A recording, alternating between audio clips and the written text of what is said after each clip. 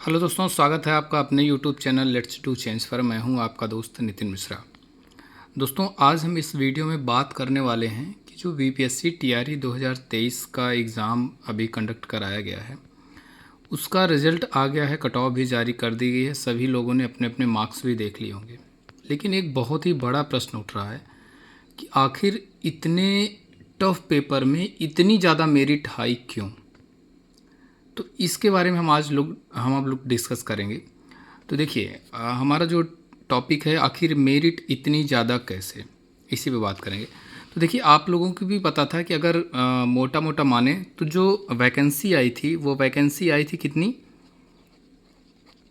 80,000 vacancy 80,000 थी, जिसमें ये कहा गया था कि 50% जो सीट्स होंगी वो महिलाओं को आरक्षित होंगी, और जो 50% सीट होंगी वो पुरुष का कह सकते हैं, या ये कह सकते हैं कि जनरल सीट होगी।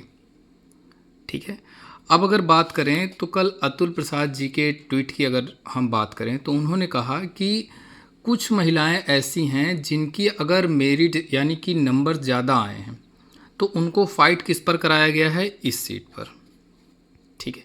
अब आप लोगों को भी पता था कि जो मेल का एग्ज़ाम था वो अलग डेट पर था, और जो फीमेल का एग्ज़ाम था वो अलग था। यानी कि डेट तो ठीक है, बट शिफ्ट दोनों की अलग थी। यानी कि जब आपको ही पता है कि नॉर्मली अगर जब एक ही पोस्ट के लिए अगर 2 पेपर कंडक्ट कराए जाते हैं तो दोनों का जो स्कोर होता है वो विदाउट नॉर्मलाइजेशन के आना पॉसिबल ही नहीं होता है। बट बीपीएससी ने क्या किया, बीपीएससी ने किया ये कि जो उन्होंने रिजल्ट दिया, जो मेरिट जारी की, उन्होंने क्या कर दिया, उन्होंने दे दिया कॉमन मेरिट। अब प्रश्न ये उठता है कि अगर आपने कॉमन मेरिट दिया है तो बिना नॉर्मलाइजेशन के, बिना नॉर्मलाइजेशन के कैसे, ये पॉसिबल ही नहीं है। सभी को पता है कि जो मेल कैटेगरी का एग्ज़ाम हुआ था वो काफ़ी टफ था कंपैरिजन किसके, फीमेल कैटेगरी के जो एग्ज़ाम हुआ था उसके। तो विदाउट नॉर्मलाइजेशन के रिजल्ट पहली बात पॉसिबल नहीं है। ठीक है। अब मेरिट हाई होने का सबसे मेन रीज़न तो ये रहा। दूसरा जो रीज़न अगर हम बात करें तो जो सबसे बड़ा मुद्दा है वो है नियोजित शिक्षक का। नियोजित शिक्षक का जो मुद्दा है ये इस समय सबसे ज़्यादा लाइटमर है, होना भी चाहिए। क्यों कि अगर देखिए, मैं नियोजित शिक्षक के बिल्कुल विरोध में बात नहीं कर रहा हूँ। नियोजित शिक्षक ने अगर एग्ज़ाम दिया है, उन्होंने पास किया है, तो बिल्कुल उनको राज्यकर्मी का दर्जा मिलना चाहिए। लेकिन बात आती है कि जो राज्यकर्मी का दर्जा हो उनको फ्रेश सीट पर मिले या उनको अपने ही पद पर मिले। तो गवर्नमेंट को ये चाहिए कि इनका जो राज्यकर्मी का दर्जा है वो इनके अपने ही पद पर दें। इनको फ्रेश सीट पर क्यों लेकर आ रहे हैं, और अगर फ्रेश सीट पर लेकर आ रहे हैं तो फिर इस 80,000 नई नियुक्ति का क्या मतलब निकला।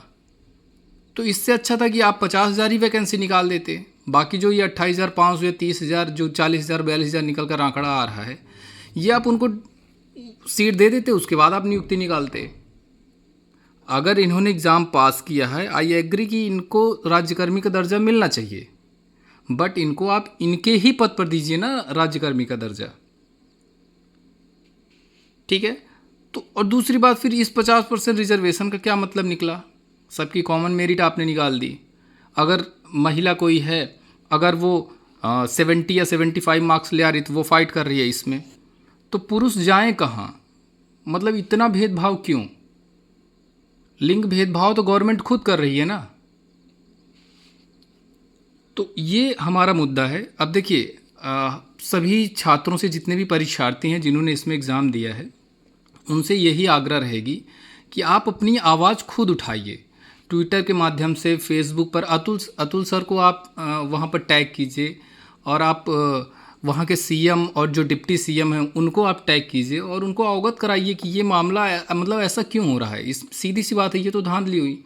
और आपको भी पता है कि कुछ बीएड वालों को उसमें शामिल कर लिया गया। चलो, एग्री करता हूँ कि कुछ बीएड धारी ऐसे हैं जिन्होंने डीएलएड भी किया था, तो इसलिए उनका मेरिट जारी कर दिया गया। बट एक चीज़ ये भी देखने वाली बात है ना कि सीटेट फेल का, डीएलएड फेल का रिजल्ट आप क्यों दे रहे हैं। आप उनसे पहले उनके डॉक्यूमेंट्स अपलोड करवा लेते। 30 तारीख तक का आपने साइट ओपन कर दिया है, तो उसमें सीटेट जो पास थे वो अपने डॉक्यूमेंट्स अपलोड करते, उसके बाद आप रिजल्ट जारी करते।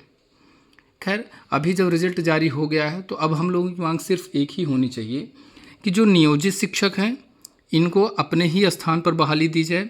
दूसरा बात, अगर पॉसिबल हो तो आप नॉर्मलाइजेशन के साथ रिजल्ट को जारी कीजिए, अगर आपने कॉमन मेरिट जारी की है तो ठीक है।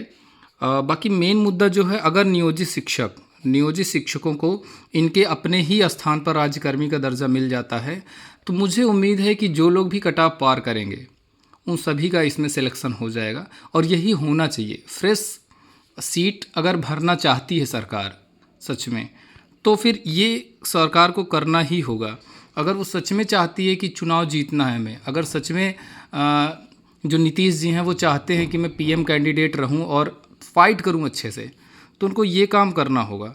क्योंकि इससे देखिए, बिहार कैंडिडेट जो हैं वो तो इसमें देंगे ही, क्योंकि इनको क्या चाहिए, इनको चाहिए सिलेक्शन। अब इनको सिलेक्शन आप डायरेक्ट उन्हीं के पद पर दें या फ्रेश में दें, इनको उससे मतलब नहीं है, इनको सिर्फ सिलेक्शन चाहिए। और एक चीज़ ये है कि अगर इनको आप उन्हीं की जगह पर राजकर्मी का दर्जा दे देते हैं और नए अभ्यर्थियों को मौका देते हैं, तो इसमें बेनिफिट सिर्फ नीतीश सरकार को होगा और नए बच्चों का तो होगा ही होगा, उनको तो रोजी रोटी लग जाएगी। इस पर आप विचार कीजिए। आप जितना ज़्यादा हो सके इस वीडियो को शेयर कीजिए, पॉसिबल हो सके तो ये अतुल सर तक और तेजस्वी यादव सर और नीतीश जी तक ये वीडियो पहुँचे और उनको समझ में आए कि हाँ, ये चीज़ उनको करना चाहिए। तो आज की वीडियो में बस इतना ही, आगे इसी तरह के पॉइंट लेके आता रहूँगा। आपका दोस्त नितिन मिश्रा। आप मेरे यूट्यूब चैनल को सब्सक्राइब कर सकते हैं। बहुत बहुत धन्यवाद।